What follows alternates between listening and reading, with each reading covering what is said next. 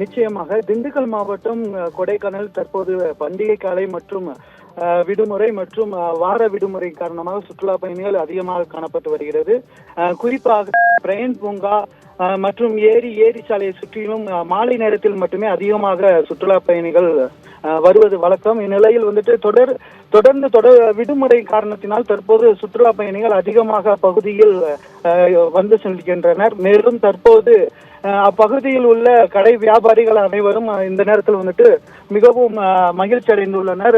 சுற்றுலா பயணிகள் அதிகமாக வரக்கூடிய நிலையில் மேலும் பிரையன் பூங்காவில் வண்ண பூக்கள் அதிகமாக தொடர்ந்து மழை பெய்து வருவதால் பல வண்ணங்களில் மலர்கள் பூத்துக் கொண்டிருக்கிறது. அதையும் சுற்றுலா பயணிகள் கண்டு ரசித்து வருகின்றனர். மேலும் தற்போது நட்சத்திர ஏரியில் படகு சவாரி செய்து மற்றும் சைக்கிள் சவாரி செய்து அப்பகுதியில் அதிகமான சுற்றுலா பயணிகளை காண முடிகிறது. சுற்றுலா பயணிகள் தங்கள் குடும்பத்தினருடனும் நண்பர்களுடனும் புகைப்படம் மற்றும் செல்ஃபி எடுத்து மகிழ்ந்து வருகின்றனர்.